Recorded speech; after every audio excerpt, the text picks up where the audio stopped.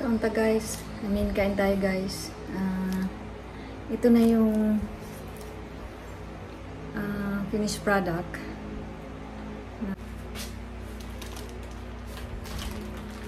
Hi guys! Hi guys! For today's video, gagawa ako ng suman na kamote na suman or sweet potato na suman. Favorite namin to guys kasi ito yung ginagawa ng lola ko before. So matagal na akong hindi nakatikim. Mostly ang nakikita ko lang dun sa labas or binibenta sa labas is yung kamuting kahoy or yung balanghoy sa Bisaya. So usually yung ginagawa, minsan lang ako nakakakita niyan. Kaya hindi na ako nakatikim, namimiss ko, kaya gagawa na ako. So ang ingredients nito is asukal or di kaya mascobado. Pwede na rin asukal, brown sugar. Yun yung ginagawa. Tapos, kamote. Binalatan ko na siya, binabad ko siya sa, binabad ko siya sa tubig kasi pag hindi mo siya binabad, nangingitim siya. Tapos yung, wala kaming hinahaluan namin to ng nyug, yung ginadgad na nyug o yung hindi pa masyadong yung sa Bisaya bagatungol. So ang gagamitin ko pang mix na pang matamis sa kanya maliban sa brown sugar kasi konti lang yung brown sugar na ilalagay mo. Tapos mixan mo siya ng yung buko na medyo matigas na. Tapos nakita ko to sa mall kasi tamad na ako mag-cut sa nyug. Akit ng nyug, kukuha ng So, bumili na lang ako ng ganito. Yung binibenta sa mall. Yung ganito. Yan. Usually, ang hinahalo ng nanay ko yung medyo matigas na buko. Yun yung hinahalo ng nanay ko.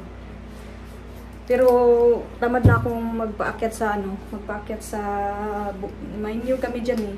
Puno ng nyug. Tamad na ako magpaakyat. So, bumili na lang ako. Yan lang yung ingredients natin. Kamote or sweet potato, tapos sugar, mascobado, then yung string, coconut string, yung medyo malambot pa siya, hindi pa masyado matigas or hindi rin masyadong malambot. Yung na yung panghalo natin, yun lang usually yung ingredients natin dyan. So tapos ang gagawin dito sa gagawin dito sa kamote.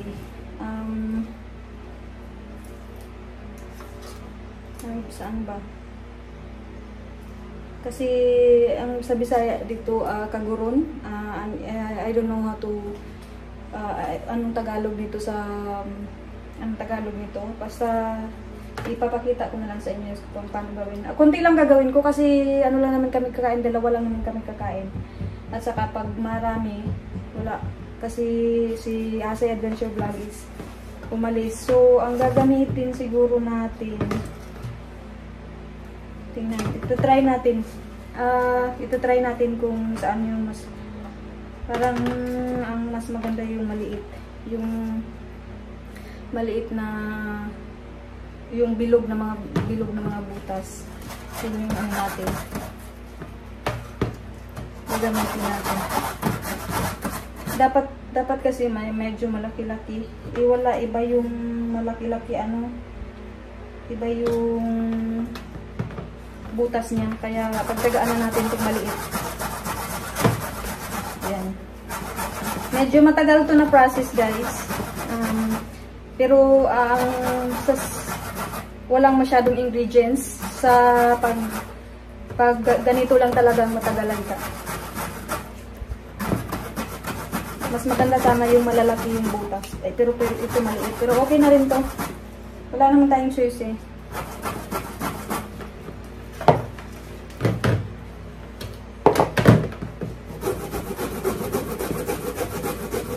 Ito yung matrabaho. Mas maganda sana yung malalaki.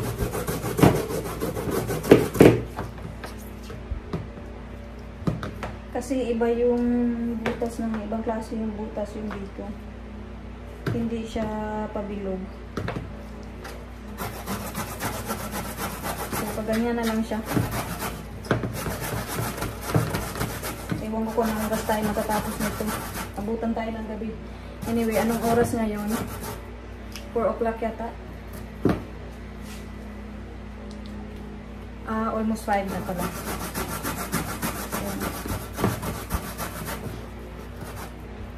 Ganito lang. Ipapakita ko lang sa inyo yung paano gawin.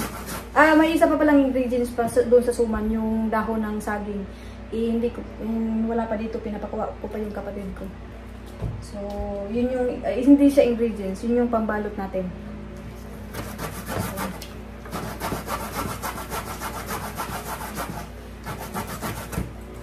Sana hindi mag-ingay yung alaga natin, no? Yung baby natin. Wish ko lang nakabili ako ng mas malaki-laking butas nito. Matagal kasi ito, maliit lang. Tsaka nakakapagod ito pa ganito.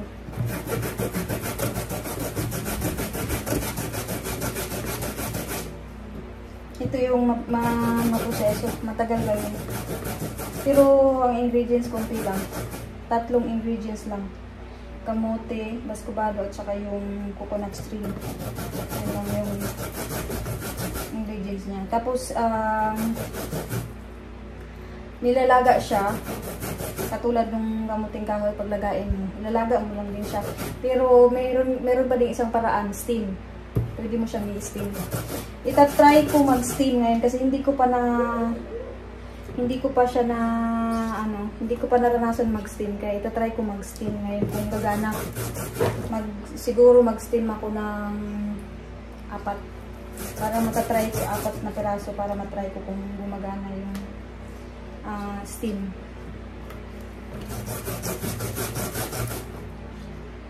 Kasi usually ang ginagawa namin sa bundok dati is hinahaluan lang namin siya ng tubig para kang naglaga ng saging. Ganun lang. Pero may mga appliances na ngayon ng mga steamer. Yun, itatry natin. May steamer ako dyan. Try natin mag-steam.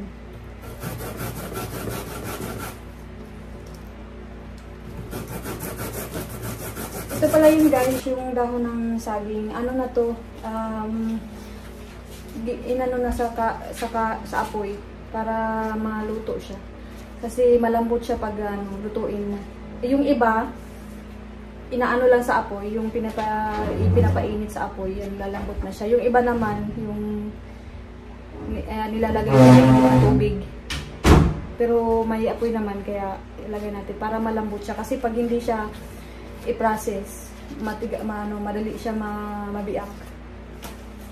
So, yan yung ingredients natin. Ayun yung natin. Isa sa mga gagamitin natin. Ito palang, ganito. Ginagamit lang to sa ano ba yun? Ginger. Kasi dapat malalaki.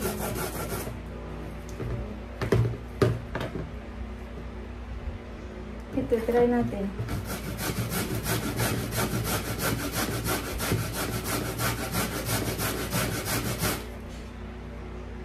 Malalaki yung ano niya.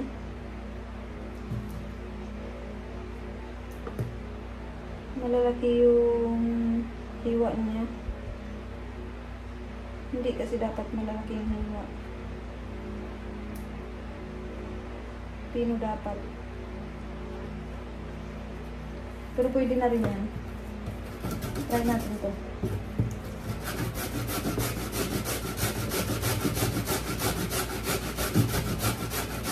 Parang siyang pang salad ng yung niya parang pang salad. Ay, pwede na rin. Kasi yung isa masyadong maliit. Pang lang yun ng ginger.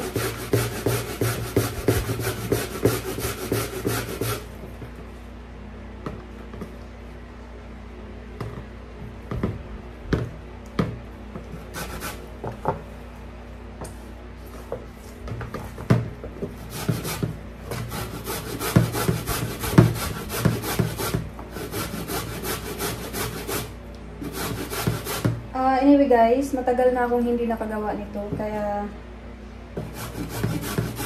medyo masakit sa braso.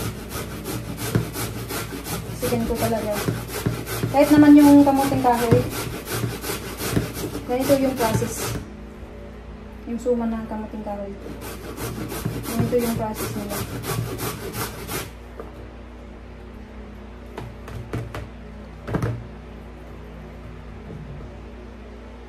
Parang iba yung parang hindi siya, hindi maganda yung gawa niya.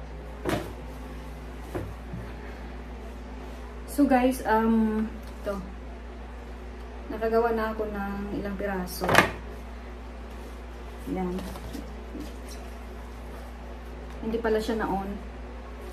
Nakagawa na ako ng marami. Hindi pala siya na-on. So, ipapakita ko sa inyo yung paano siya gawin. Kanina pa pala ako nagdaldal dito. Wala, hindi pala naka-on yung camera. Ngayon ko lang napansin. So, ganito siya guys. Daldal ako ng daldal tapos hindi pala naka-on yung camera ko. So, yan. Depende sa inyo yes kung gaano kalaki yung gawin nyo. Pero yung advisable is ganito lang kalalaki kasi para mabilis maluto. At saka steam yung gagawin ko kaya nililiitan ko kasi hindi ko alam kung kasi experiment tong steam guys. First time kong gawin. So ganyan lang siya guys. No need na italian kasi mahaba naman yung dahon. So i-try ko muna siya guys na mag-steam. Pero gawin kong ganito yung iba. Tapos itambay ko lang. Tapos tingnan natin ang resulta ng steam kung maganda yung result niya. Tsaka natin ulitin. Pero pag hindi maganda yung steam, ilalaga natin yung usually na ginagawa namin. So, ganito guys. Yan. Yan guys. Steam muna natin. Yan. Tapos ilagay muna natin yan ng 15 minutes. Tapos tingnan natin kung anong texture niya. Luluto na. Kung hindi pa, ilagay natin to 45 to kasi walang dyan eh. Ito, ibibase lang natin dito sa gulay na to. So, tingnan natin yung time. Kasi first time kong gawin to. Okay, so, 15 muna. Tapos kung hindi pa luto, 15 ulit. Or 45 minutes to 1 hour. Okay guys. See you later. Ito na yung guys, the rest.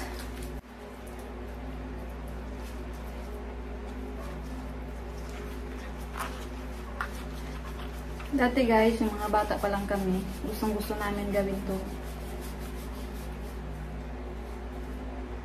Kasi, ito na yung pinakamasarap na baon namin sa school. Kasi wala lang pera, diba? Tapos pag bilhin mo to sa school, 5 or 6 na yung presyo. Or, magkano ba dati? 3 pesos to 5 pesos yung suman. Yun na yung pinakapaborito namin guys, baon sa school. Yung merienda. Ito yung gustong-gusto kong gawin ng lola ko dati. Kasi wala nga kaming pera. So, yung mga ganitong ginagawa ng lola ko dati, paborito ko.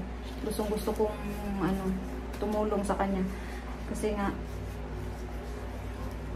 wala nga pera na baonin. So, ito yung the best na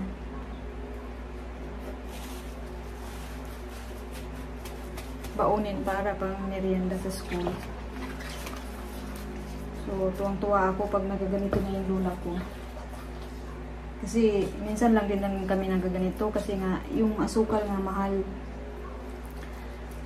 Tsaka pag naganito kami, maramihan. Kasi hindi to basta-basta napapanis, guys.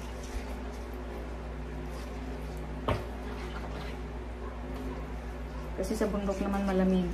Hindi mo na kailangan ilagay sa ref. Kasi malamig naman doon.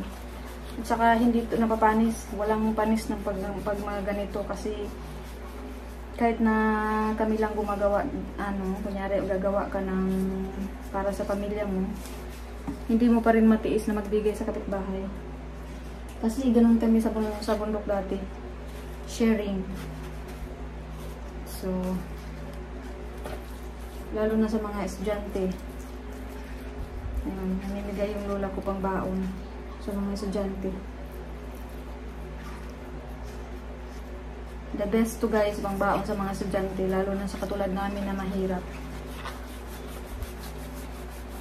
Kaya matagal ko na itong hindi nagawa. Gusto kong gawin kasi na-miss ko yung mga ginagawa namin dati ng mga bata pa lang kami.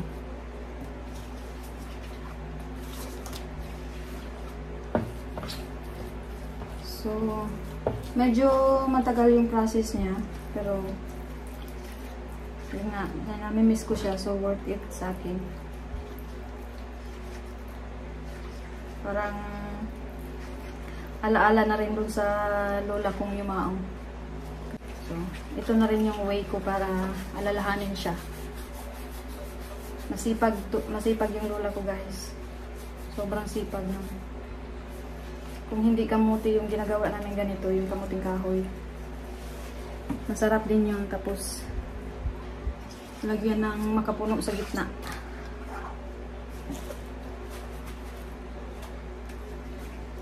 Gusto kong gawin ng nanay ko yun. Lagyan ng makapuno yung gitna ng suman. Sobrang paborito ko din yun. Mostly naman ang ginagawa ng lola ko. Natutunan ko. Kasi kami naman gumagawa eh. Tumutulong kami. Pag kaya mo na, tumulong ka. Huwag kang tumunganga. Ganun kami dati. Mga bata pa lang kami. Alam na magtrabaho. Alam na magsaing. Alam na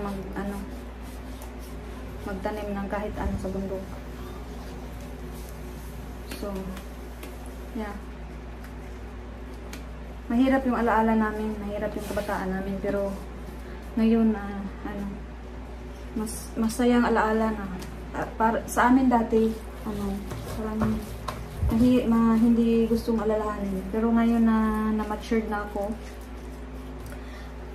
masayang alaala na siya kasi doon mo natutunan kung paano ka maging independent. So masayang alalahanin na lang. Kasi tinuruan kami kung paano kami mabuhay na walang mga magulang. Kasi iniwan kami ng magulang namin. Iniwan lang kami doon sa lula namin. So natuto kaming tumayo sa sarili namin mga paa kahit maliliit pa lang kami. I think 5 years old, 4 years old hanggang sa magsimula ka na maglakad. Sama-sama na ako sa lola ko doon sa bundok. 5 years old marunong na ako magsaing at saka magulay. Ganun kami pinalaki ng lola namin kasi mahirap kami. Kami kasi iniiwan ng nanay sa bahay, tapos pagdating nila sa galing sa pagtatanim or kung ano-anong ginagawa dun sa bundok, at least ready na yung pagkain nila kasi pagod na pagod sila, so kailangan nilang kumain. So kailangan kung ikaw maiwan sa bahay, dapat matuto ka magsaing, matuto ka magluto. So ganun yung alaala namin mga kabataan namin. Walang masyadong laro ng time na yun. Walang laro, pero laking pasasalamat ko sa lola ko nung na-realize ko na maganda pala yung dumaan ka ng ganun. At least alam mo mabuhay mag-isa. Hindi ka pwedeng umasa sa ibang tao. So, yan. Storytelling. Storytelling na habang gumagawa ng suman, diba? Laala ng mga kahapon na akala mo dati mahirap, pero kung alalahanin mo ngayon, napaka-bless mo pala kasi tinuruan ka ng magulang mo na paano ka maging independent.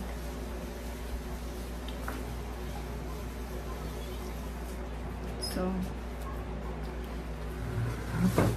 Yan na yung nagawa natin, the rest. O, diba guys? Yan guys, luto na yung first batch natin. So, tingnan natin at tikman natin kung tama ba yung time niya. Cooking time niya. Kaya yan.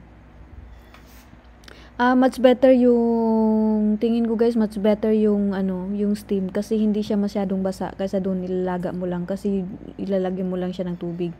So, much better yung steam guys. Kasi ganyan yung resulta niya. Hindi siya masyadong maraming tubig. So, yan guys. Ito yung luto na. Luto na siya. Yan yung makapuno. Nakikita nyo. Yan yung luto guys. At yan yung hilaw. Yan yung second batch natin. Yan guys. Kaunta guys. Kain tayo guys. Ito na yung finished product ng suman na kamuti. Nakaligo na ako kasi ang init kanina. Gumagawa ako mainit. Kaya habang niluluto ko, sinatansya ko na 40 minutes siya sa steamer. Pwede pala siya sa steamer. So, experiment lang yun guys. Kung maluluto ba siya sa steamer. Yan. Tapos naluto naman siya. Kain tayo guys.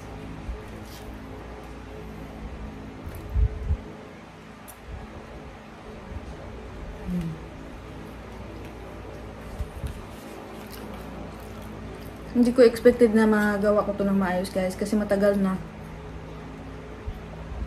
Dalagita pa ako nung last ako gumawa nito. Kasama ko yung lola ko. Tapos ito na ulit yung ito na ngayon ulit na wala na yung lola ko. Yung ginawa ko, nagawa ko naman siya ng maayos. Masarap siya guys. Kahit yung kulay niya parang hindi parang hindi masarap yung kulay niya. Ang sarap guys.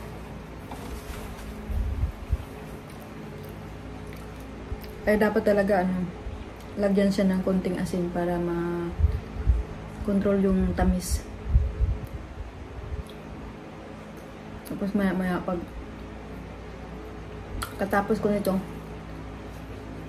kain ako ng kanin. Kasi hindi pa ako kumain ng kanin.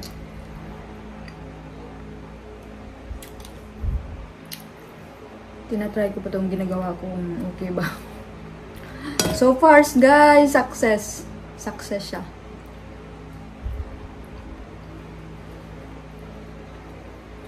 Thank you for watching, guys.